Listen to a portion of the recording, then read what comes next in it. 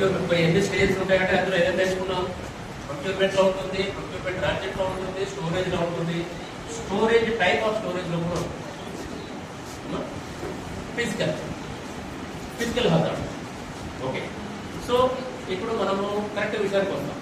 పాలు పంచదార, సారీ పాలు అండ్ నిమ్మకాయ నుంచి ఉంది కదా, ఈ రెండు ఎందుకు పాడయ్యాయి?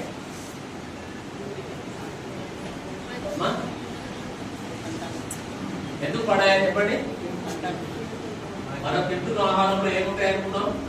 Micro organism. మైక్రో ఆర్గానిజం ఏం చేస్తుందట? కెమికల్ ని ప్రొడ్యూస్ చేస్తుంది. ఇప్పుడు మీరు ఉల్లిగడ్డ కట్ చేస్తే ఉల్లిగడ్డ నుంచి కొంత రసం లాంటిది వస్తుంది, ఆ తర్వాత బ్లాక్ అవుతుంది. అదేంటది? అదొక కెమికల్. ఓకే, నిమ్మకాయ చేస్తే నిమ్మకాయ కట్ చేస్తే నిమ్మకాయ కట్ చేయగానే మనకి దాని వాసన రెట్టి స్మెల్ మన వరకు వచ్చింది. ఓకే, సో ఇలా మీరు ప్రతిదీ కరివేపాకు తీసుకున్నా, కొత్తిమీర తీసుకున్నా, ఏది తీసుకున్నా కూడా ఒక వాసన ఉంటుంది. కొన్ని వాసనలు ఏమున్నాయి? అవి కెమికల్ కావాలంటే కుదరదు. ప్రతి తినే వస్తువుల్లో ఏముంటాయి? మైక్రో ఆర్గానిజమ్స్ ఉంటాయి. ఆ మైక్రో ఆర్గానిజమ్స్ ఏం చేస్తాయి? కెమికల్స్ ప్రొడ్యూస్ చేస్తాయి. సో ఇప్పుడు ఇక్కడ పాలు నిమ్మకాయ రెండు దగ్గర పెట్టి ఏం జరిగింది? అంటే ఇక్కడ ఏం జరిగింది? ఓకే, సెకండ్ హజార్డ్ ఏంటి? కెమికల్ హజార్డ్ అంట. ఏంటది? ఫస్ట్ హజార్డ్ ఏంటి? ఫిజికల్ హజార్డ్ అంటే మనం కంటికి కనబడుతున్నాం. మరి కెమికల్ హజార్డ్ చాలా డేంజర్, ఇది కనపడదు. ఓకే, ఇప్పుడు ఏం చేయాలి? ఫిజికల్ హజార్డ్ ఉండకుండా ఏం చేయాలి?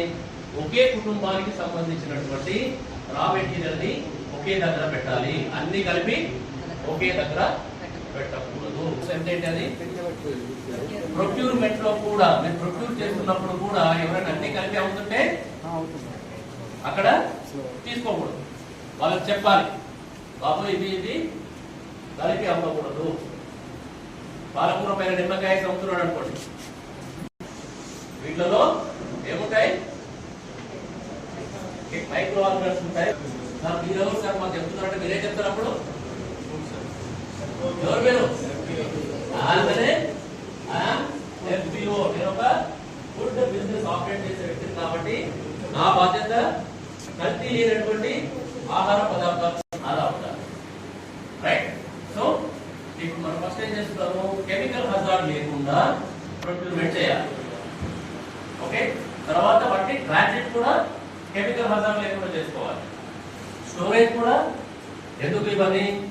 Because those are micro organisms. అవన్నీ మైక్రో ఆర్గానిజమ్స్ మనకు డిఫరెంట్ షేప్ లో డిఫరెంట్ కలర్ లో కనబడతాయి. అంతేకాని టమాటా అంటే టమాటా తింటున్నాం మనం.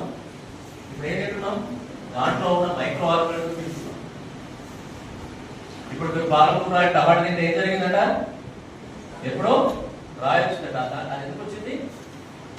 ఈ మైక్రో ఆర్గానిజమ్స్ వల్లనే అయి ఉండొచ్చు.